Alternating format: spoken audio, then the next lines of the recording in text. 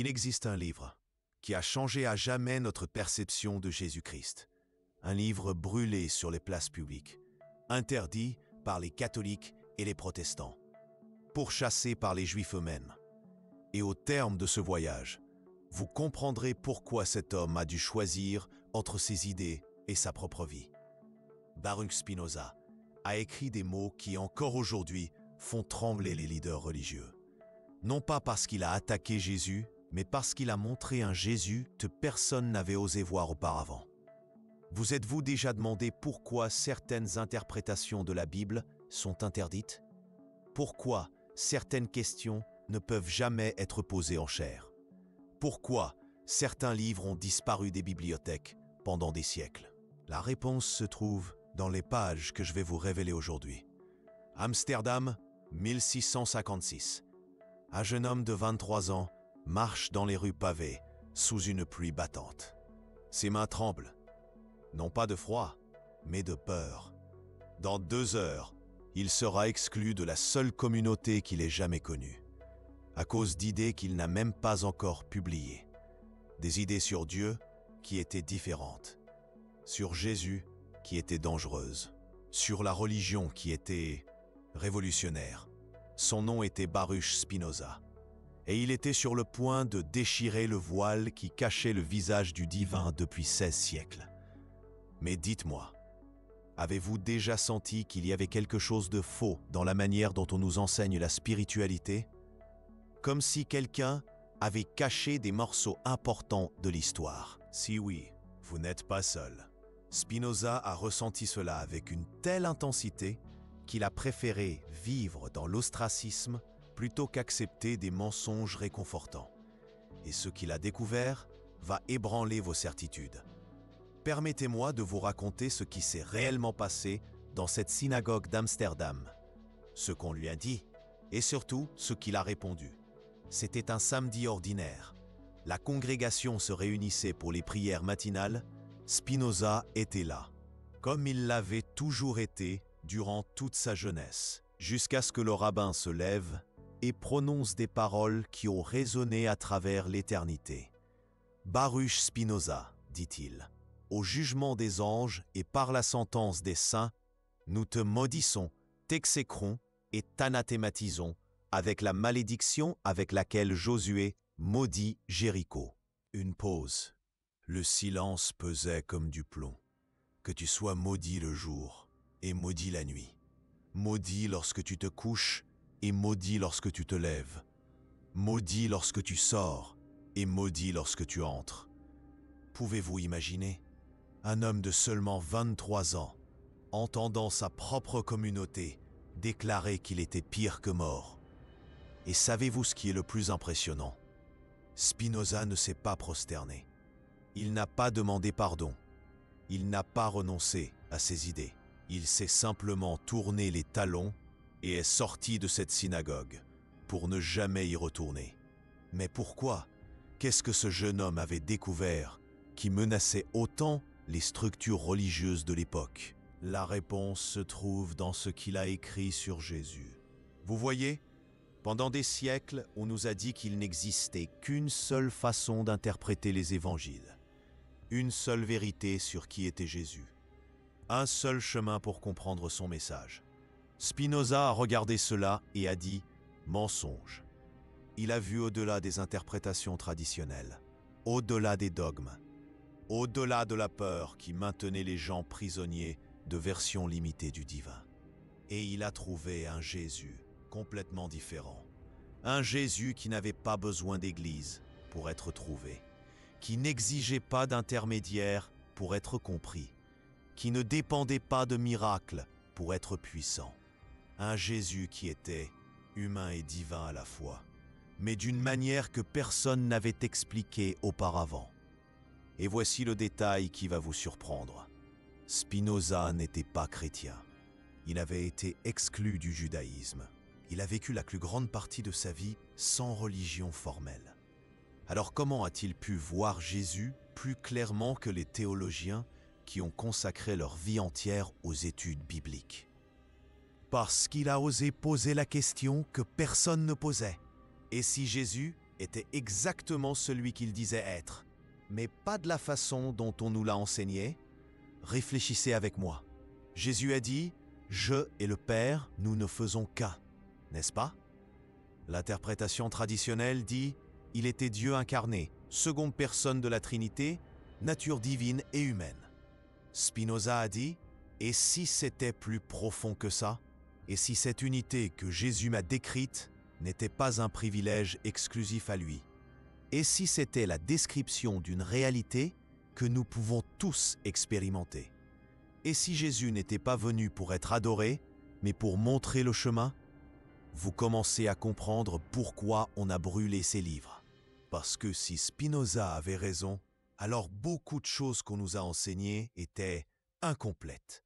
Pas forcément fausses, mais incomplètes. Comme une photographie qui ne montre que la moitié du paysage. Et la moitié qui manquait changeait tout. Permettez-moi de vous montrer exactement comment Spinoza voyait Jésus. Pour lui, Jésus a été l'être humain qui a réussi à réaliser complètement ce qui est potentiellement présent en chacun de nous. L'union parfaite entre notre nature individuelle et la nature universelle. Attendez, cela peut sembler compliqué, mais c'est plus simple qu'il n'y paraît. Pensez-y comme ça. Vous avez déjà eu des moments dans votre vie où vous vous êtes senti connecté à quelque chose de plus grand, où vous avez réalisé que vous faisiez partie de quelque chose d'infini. Et moments où la peur a disparu parce que vous avez compris, même pendant quelques instants, qu'il existe une harmonie plus grande qui gouverne tout. Pour Spinoza, Jésus vivait dans cet état en permanence. Il n'était pas différent de nous parce qu'il était Dieu et nous non. Il était différent parce qu'il a réussi à être pleinement humain. Et être pleinement humain, pour Spinoza, signifiait être en parfaite harmonie avec les lois éternelles de l'univers. Les lois éternelles de l'univers. Vous avez bien entendu. Parce que voici où Spinoza révolutionne vraiment tout. Pour lui, Dieu n'est pas un être séparé du monde qu'il a créé. Dieu est le monde, la nature, les lois qui gouvernent tout ce qui existe. Et Jésus a été celui qui a compris cela si profondément que sa propre individualité est devenue transparente à cette vérité infinie. Vous voyez la différence? Dans la version traditionnelle, Jésus est spécial parce qu'il est Dieu déguisé en humain. Dans la version de Spinoza, Jésus est spécial parce qu'il a été l'humain qui a découvert comment être divin. Et l'implication de ceci est révolutionnaire. Parce que si Jésus a découvert comment être divin, alors vous le pouvez aussi. Maintenant, vous comprenez pourquoi on a voulu réduire Spinoza au silence? Parce que s'il avait raison, alors nous n'avons pas besoin d'institutions pour nous connecter à Dieu. Nous n'avons pas besoin d'autorité religieuse pour interpréter la vérité.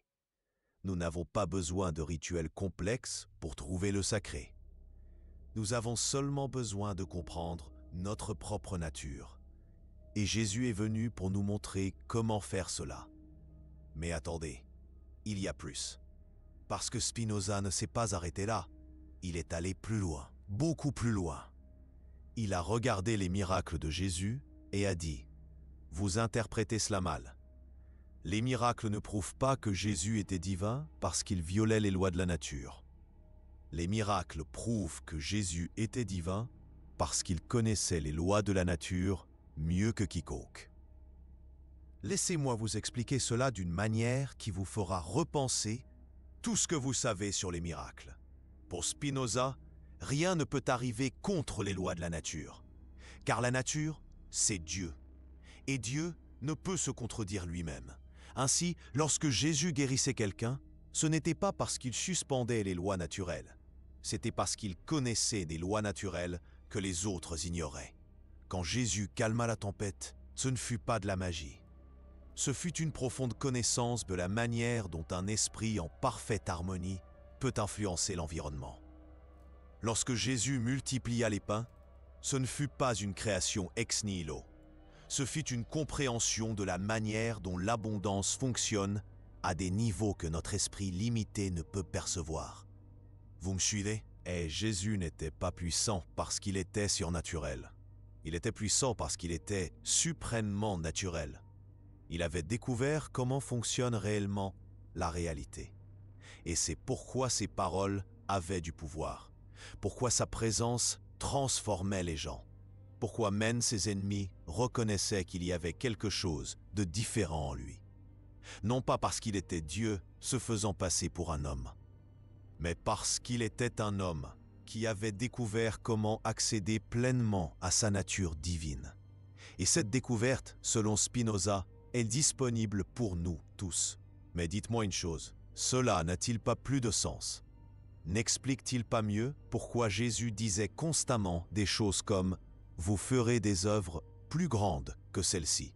Ne justifie-t-il pas qu'il ait insisté autant pour appeler des gens ordinaires à le suivre? Ne rend-il pas plus logique le fait qu'il ait passé 3 ans à enseigner aux autres comment faire ce qu'il faisait? Si Jésus était Dieu déguisé, pourquoi perdre du temps à enseigner aux humains? Dieu n'a pas besoin de disciples. Mais si Jésus était un humain qui avait découvert le secret de la divinité, alors il est logique qu'il veuille partager cette découverte. Et c'est exactement ce que Spinoza voyait dans les évangiles. Un manuel pratique pour devenir pleinement humain, et donc divin. Mais les implications de cette vision sont encore plus profondes. Parce que si Jésus est venu pour nous montrer comment accéder à notre propre divinité, alors chaque être humain porte en lui le même potentiel qu'il a manifesté. Chaque personne peut expérimenter la même union avec l'infini. Chaque individu peut développer la même sagesse. Chaque âme peut atteindre la même liberté. Et là, mon ami, vous commencez à comprendre pourquoi Spinoza était si dangereux. Parce que si c'est vrai, alors le salut ne dépend pas des institutions. La vérité n'est pas la propriété d'organisation. Dieu n'a pas besoin d'intermédiaire. Et vous n'avez pas besoin de permission pour être divin. Vous avez juste besoin de le découvrir. Et c'est exactement ce que Spinoza a essayé d'enseigner. Mais laissez-moi vous raconter ce qui s'est passé lorsqu'il a publié ses idées. C'était en 1670, 14 ans après avoir été expulsé de la synagogue. Spinoza avait passé tout ce temps à développer et à affiner ses découvertes sur la nature de Dieu, de Jésus et de la réalité. Le livre s'appelait « Traité théologico-politique » et il a causé un tremblement de terre. Les catholiques l'ont condamné comme une hérésie. Les protestants l'ont qualifié d'œuvre du démon. Les juifs ont dit que cela confirmait qu'ils avaient eu raison d'expulser Spinoza. Et vous savez pourquoi? Parce que Spinoza n'a pas seulement présenté une nouvelle interprétation de Jésus. Il a montré, étape par étape, en utilisant la Bible elle-même, comment cette interprétation était plus cohérente avec les textes originaux que les versions traditionnelles. Il a pris les évangiles et a dit « relisez-les ».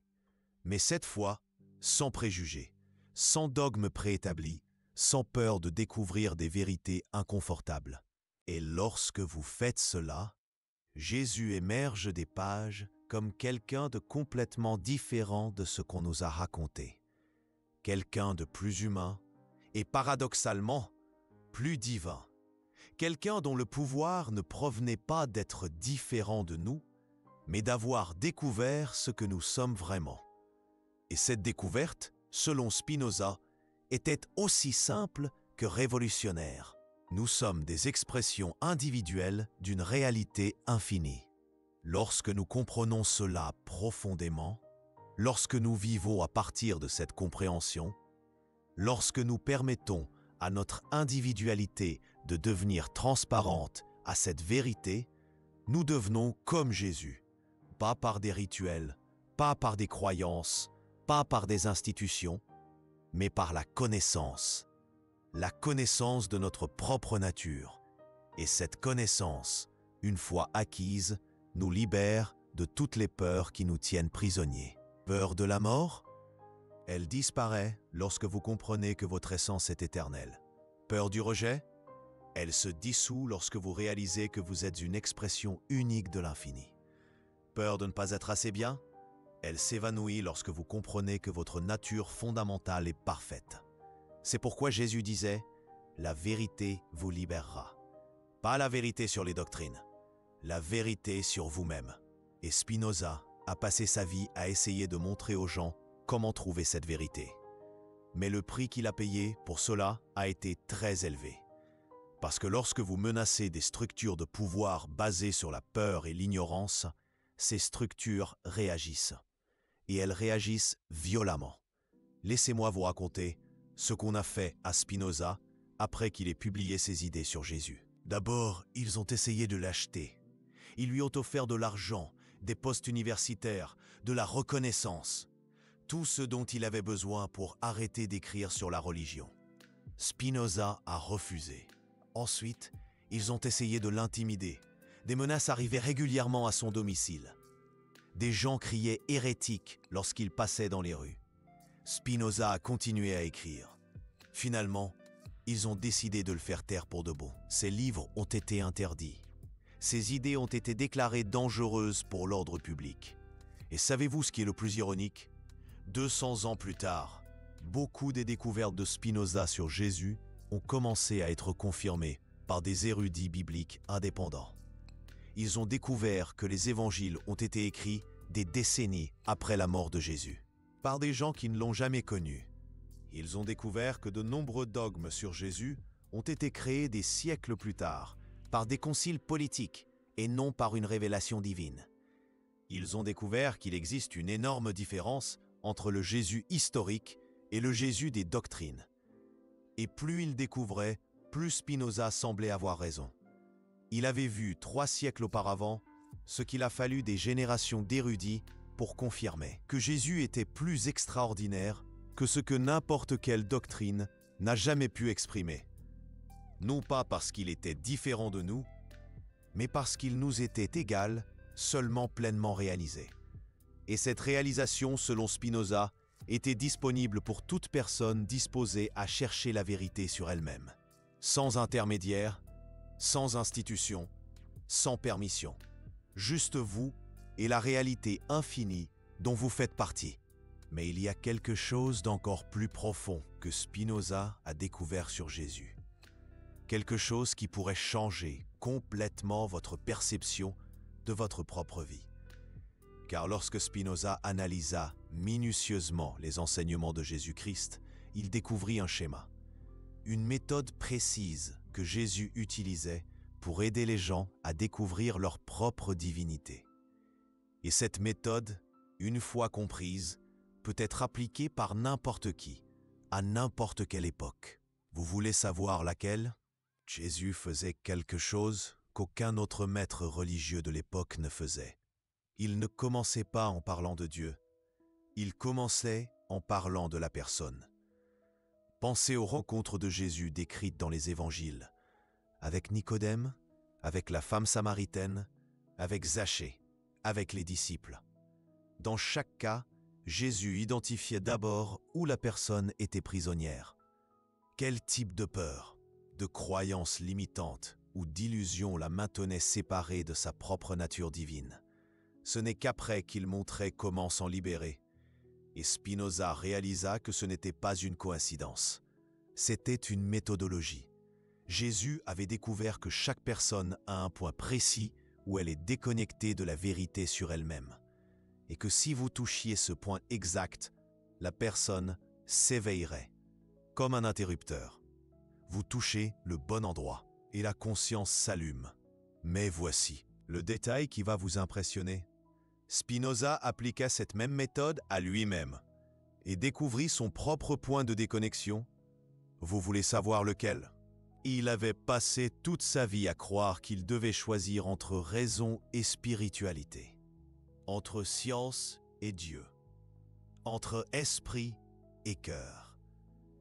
Et lorsqu'il réalisa que cette division était une illusion, tout changea.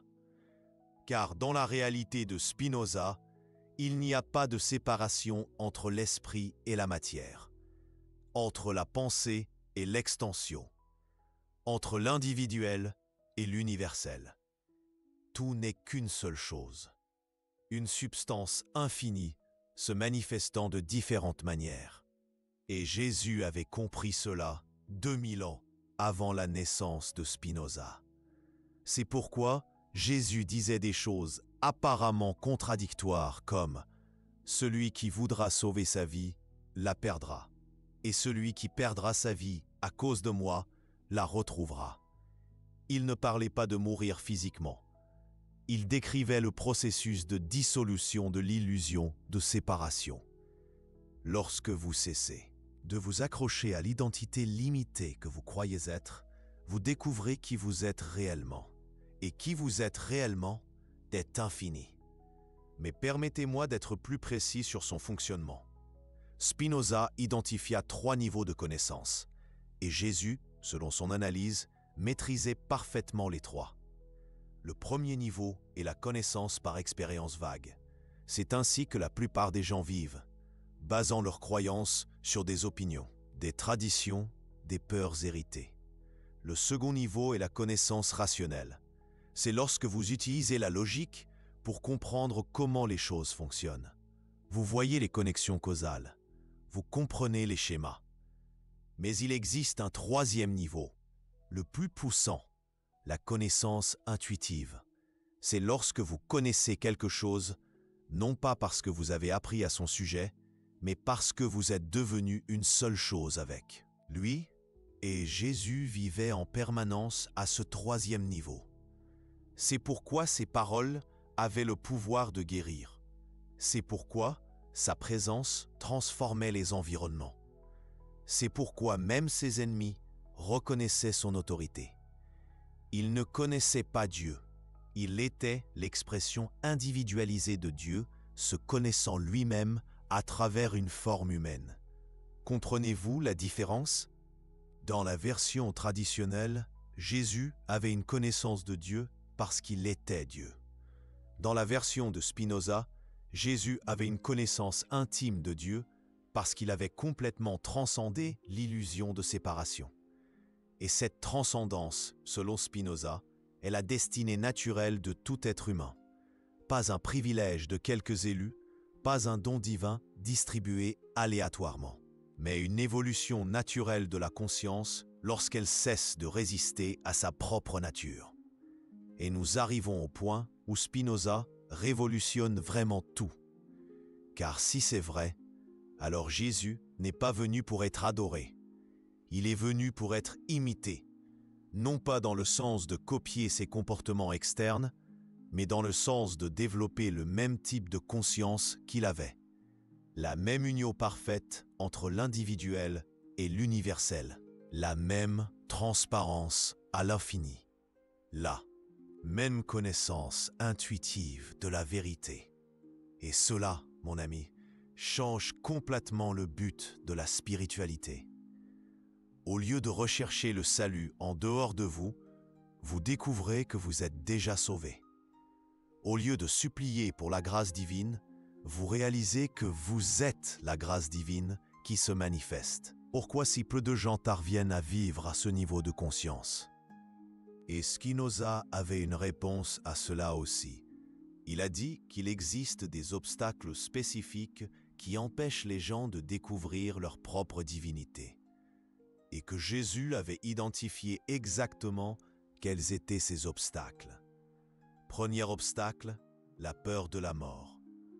Tant que vous croyez que vous n'êtes qu'un corps qui va mourir, vous vivez dans une anxiété constante. Et l'anxiété trouble la perception. Jésus a résolu cela en démontrant que la mort est une transformation, pas une fin, que l'essence de ce que vous êtes continue d'exister sous différentes formes. Deuxième obstacle, le désir de contrôle. Tant que vous essayez de forcer la vie à être comme vous le voulez, vous êtes en conflit constant avec la réalité. Et le conflit engendre la souffrance. Jésus a résolu cela en enseignant comment s'aligner sur le flux naturel de l'existence. Comment travailler avec les lois de l'univers au lieu de les combattre. Troisième obstacle, l'illusion de séparation. Tant que vous vous considérez comme un individu isolé luttant contre le monde, vous perdez l'accès au pouvoir infini qui est votre véritable nature. Jésus a résolu cela en montrant comment reconnaître que vous et l'univers êtes la même chose se manifestant de différentes manières. Et lorsque ces trois obstacles sont éliminés, quelque chose d'extraordinaire se produit. Vous découvrez que vous avez toujours été ce que vous cherchiez, que vous avez toujours eu le pouvoir que vous désiriez, que vous avez toujours su la vérité que vous recherchiez. Et cette découverte, selon Spinoza, est ce que Jésus appelait le royaume des cieux.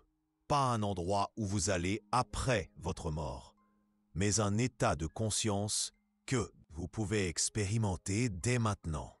Lorsque votre esprit individuel devient transparent à l'esprit universel, lorsque vos désirs personnels s'alignent sur le mouvement naturel de la vie, lorsque vous cessez de résister à ce qui est et commencez à suivre ce qui émerge, et dans cet état, les soi-disant miracles deviennent naturels, parce que vous ne luttez plus contre les lois de l'univers.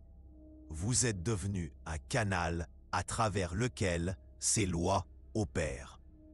Mais laissez-moi vous raconter quelque chose qui va vous faire repenser tout sur votre propre vie. Spinoza réalisa que Jésus n'était pas le seul à avoir découvert cela. Au fil de l'histoire, plusieurs individus, indépendamment les uns des autres, ont abouti aux mêmes conclusions. Bouddha, Lao Tse, certains mystiques soufis, quelques philosophes grecs, tous ont découvert des versions d'une même vérité fondamentale. La différence, c'est que Jésus-Christ a articulé cette vérité avec une clarté particulière et a vécu de manière particulièrement cohérente avec elle. C'est pourquoi son impact a été aussi durable. Mais cela signifie aussi que ce que Jésus-Christ a découvert n'était pas exclusivement chrétien. Il était profondément humain et accessible à quiconque est disposé à accomplir le travail intérieur nécessaire. Le travail intérieur nécessaire. Permettez-moi d'être précis sur ce que cela signifie. Car Spinoza n'était pas seulement un philosophe théoricien. Il a développé des exercices pratiques basés sur les méthodes qu'il a vu Jésus-Christ utiliser. Premier exercice, la contemplation de l'infinitude. Vous élargissez délibérément votre perspective. Vous pensez aux galaxies, à l'immensité du temps, à votre connexion avec tout ce qui existe.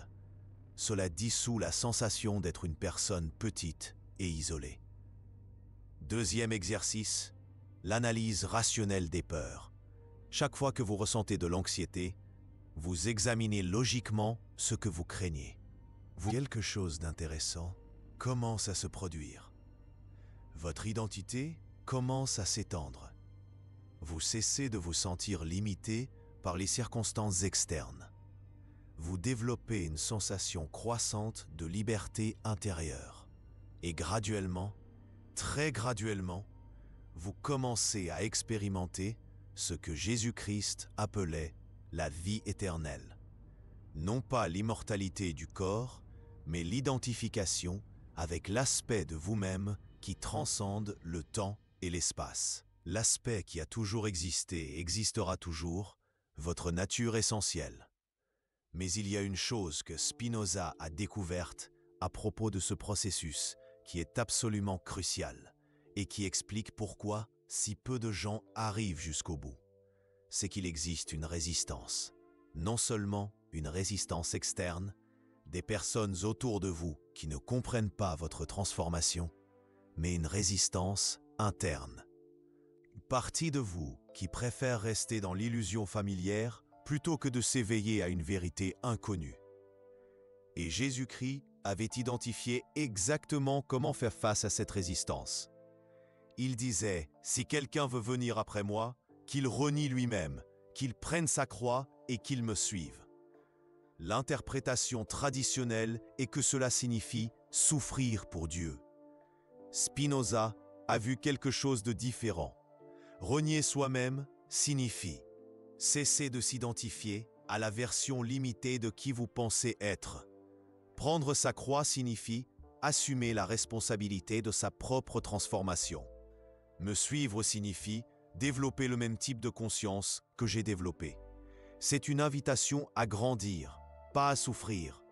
Et ce qui est intéressant, c'est que lorsque vous faites réellement cela, lorsque vous commencez à vous identifier à votre nature infinie, au lieu de votre personnalité limitée, quelque chose de surprenant se produit. Les choses que vous pensiez avoir besoin pour être heureux cessent d'être nécessaires. Les situations que vous craignez cessent d'avoir un pouvoir sur vous. Les personnes que vous aviez besoin d'impressionner cessent d'importer, car vous découvrez une source de satisfaction qui est indépendante des circonstances externes. Et cette source, selon Spinoza, est exactement ce que Jésus-Christ essayait de montrer aux gens. Non pas à travers des doctrines compliquées, mais à travers une démonstration vivante. Il vivait simplement de manière tellement alignée avec sa nature infinie qu'il irradiait une qualité que les gens reconnaissaient instinctivement comme divine, et il invitait les autres à découvrir la même chose en eux-mêmes. Mais nous arrivons au point où l'histoire devient vraiment intéressante, car Spinoza a réalisé qu'il y a quelque chose à propos de Jésus-Christ que même les évangiles n'ont pas complètement saisi. Quelque chose qui ne peut être compris que lorsque vous commencez vous-même à vous éveiller. C'est que Jésus-Christ n'enseignait pas seulement la philosophie spirituelle. Il démontrait le prochain stade de l'évolution humaine. Un type de conscience qui intègre parfaitement l'individualité et l'universalité, la raison et l'intuition, l'humanité et la divinité. Et selon Spinoza, ce stade évolutif est accessible à toute notre espèce. Jésus-Christ était comme un prototype, une démonstration de ce qui est possible. Mais il n'était pas le seul modèle. Il a été le premier modèle largement reconnu. Et maintenant, nous arrivons au XXIe siècle et quelque chose d'intéressant se produit.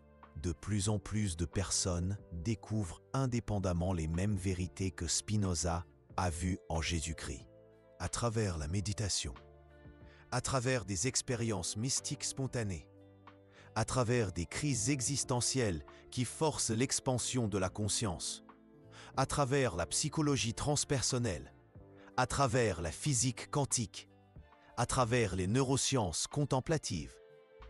Toutes ces disciplines convergent vers la même conclusion fondamentale à laquelle Spinoza est arrivé il y a 350 ans. La conscience est fondamentale, la séparation est illusoire, la transformation est possible. Et chaque personne porte en elle le même potentiel que Jésus-Christ a manifesté. Mais il y a une différence cruciale entre notre époque et l'époque de Spinoza. Nous avons des preuves scientifiques qu'il n'avait pas.